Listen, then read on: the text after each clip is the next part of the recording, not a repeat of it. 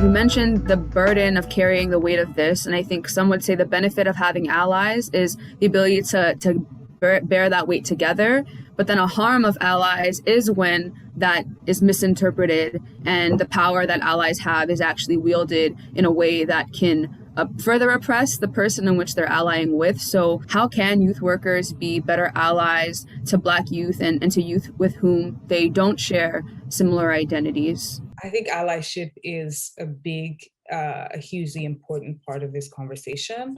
I think whenever we allow we as a group, open up the space or open up the conversation to other people who may not necessarily share that same lived experience, there's always a risk of that being either mishandled or misconstrued or whatever the case may be.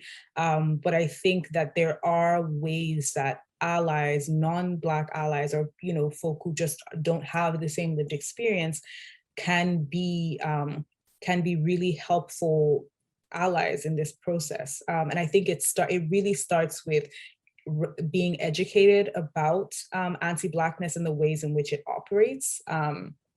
I think having that knowledge base and then applying that knowledge to the ways that we're interacting, with Black youth is hugely important. I think, again, Black people as a group are experiencing anti-Blackness, which is unique from other forms of marginalization and oppression. And I think culturally specific responses to, for example, if we're talking about the healthcare field, like really understanding what the needs of those youth are, specific to their identity as Black youth, is crucially important to being effective in any kind of role when working with Black youth. So again, culturally specific responses are crucially important. It's one thing to study anti-racism and to kind of know what the problems are, but it's another thing to be intentional about enacting those learnings in our day-to-day experiences. So again, being intentional about finding ways to practice that anti-racism. And finally, I think it is important to say that, the way that I think about anti-racism, I think in a lot of ways especially again, coming out of last summer, there was reading lists of here's what you need to know about racism, of anti-Black racism, and here's anti-Black racism 101. And all that stuff is great. And it's important for people to kind of know the historical and social and cultural context of this problem. But it's anti-racism for me is something that is dynamic and that is active and that has to be put into practice for it to mean anything. The work starts with the knowledge and the learning, but where it really happens and where it's really important is in the inaction and being able to kind of put those understandings into practice as we engage with Black youth. Perfect segue into the next question, because as we were talking about allies and potential harms of them not being informed, I think there's also a harm of learning but then not applying the learning. So what are some of those harms of learning about anti-Black racism without actually confronting anti-Black racism? And from your perspective as a Black youth, how can individuals who take this course mobilize their knowledge in careful ways to actually have an impact? I think the harm of kind of learning about anti-racism and not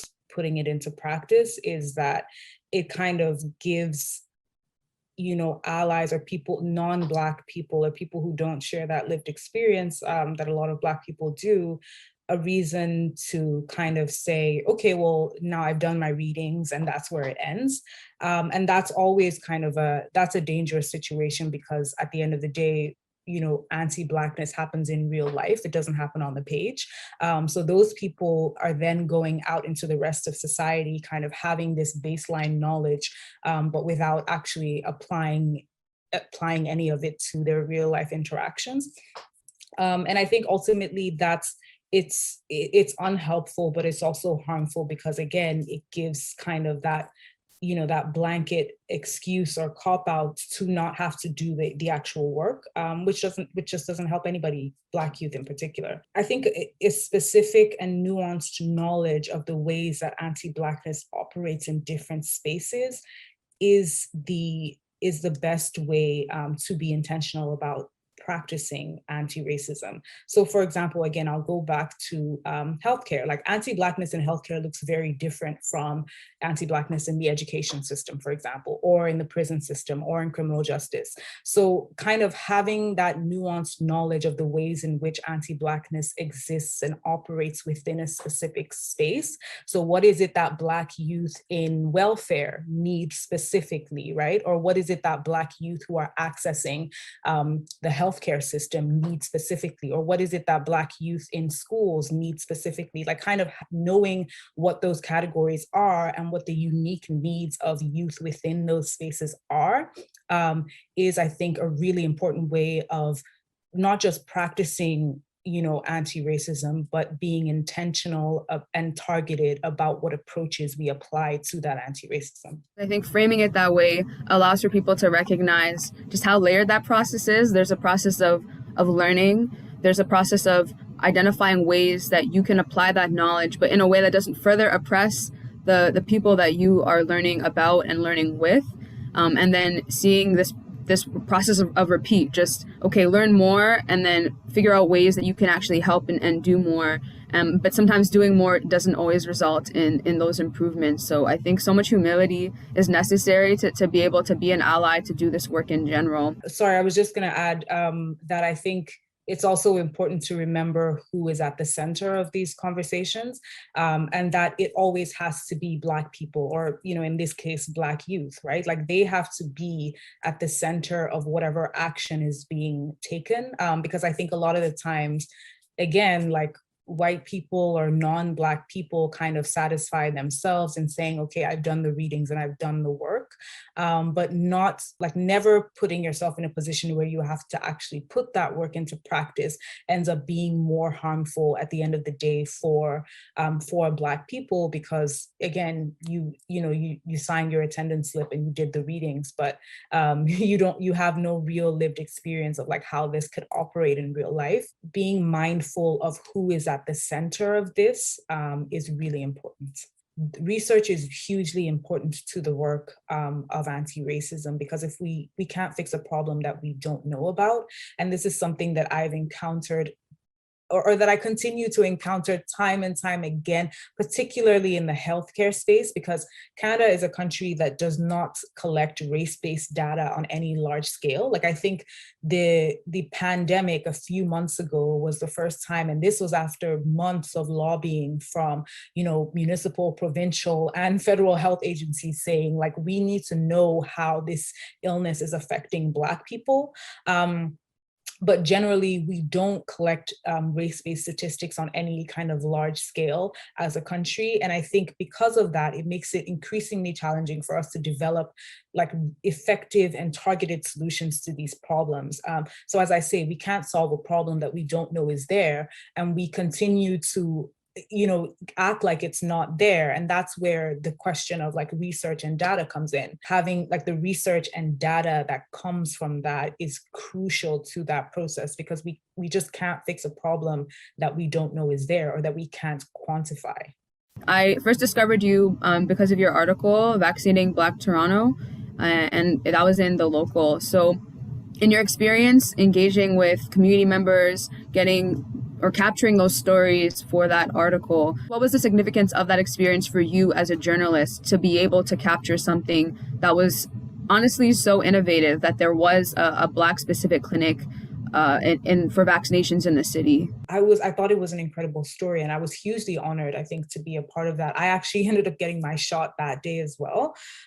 So that, I mean, and I think that just speaks to, again, how crucial a lot of this work that we're covering is, but also the ways in which kind of the storytelling and the lived experience can intersect, because I was part of that story in a lot of ways. But again, I think like, initiatives like that are so crucial, because and stories like that as well, because again, it just helps to kind of further reiterate a lot of the larger issues that kind of underpin the story itself. So this was a story about a pop-up vaccine clinic that was catered specifically to the Black community in the GTA. why is there a need for a pop-up clinic that's catering specifically to the Black community? Because there is a need, because there's a gap somewhere that needed to be filled. It's the story itself, but it's also kind of working your way back through the story to see, like, why was this even a story in the first place, and why did we even need to be here? So all of those larger questions, I think, are really important for people to know about, but also to be a part of the mainstream conversation. It was an honor to kind of be a part of that experience. I was glad I got my shop.